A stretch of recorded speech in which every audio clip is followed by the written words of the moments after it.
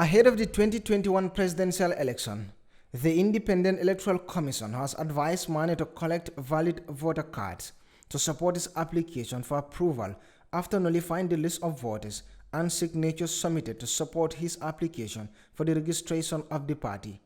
In a statement, IEC Chairman Ali Mohamed Njai informed Mane that the list of voters and signatures he submitted to support his application for the registration of his political party has been nullified by the IEC and should therefore fulfill that requirement before being granted approval. Following that development, the then yet to be registered People's Alliance Party, led by Ibrahima Tabora Mane, son of former Lower Nyomi chief, decided not to contest or endorse any political party. Months after fulfilling all requirements for registration, on Monday, the Independent Electoral Commission confirms the registration of the party as a political party in the Gambia under Section 105 of the Elections Act 2009. And you fulfill all the conditions, and now your party will be accepted today as a fully fledged party. What I can tell you is, our system of elections was the most transparent, free and fair throughout the whole world. Because for us, we make sure that from the beginning,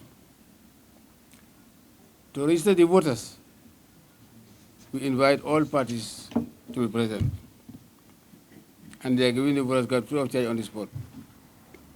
Come election, you're also welcome to send in observers, partisans, to make sure that it's done transparently, free and fair, on the spot, counting as well. At IEC complex in Kanifing, Mane reacts to the successful registration of his People's Alliance Party. Today is supposedly the birth of this new party. And you know what you go through when you're expecting a baby. Those women, you talk about gender equality. Women can tell you that. Before you give birth to a child, you go through lots of pains and complaints. And sometimes, the children and the whole family cannot understand. But it's a process. And the process has to be followed. When the delivery time is due, it will happen naturally and easily. And I believe that is what has happened. Yes, we wanted the party to be registered earlier. We went through the IEC. They have their protocols. They have their own ways of doing things, and we have to follow those. We did our best.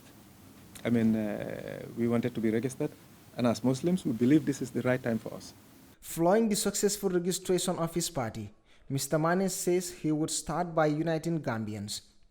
There is a lot of misunderstanding, a lot of division in this country that we are going to start to heal. And mark you, going forward, you will notice the difference in the political arena.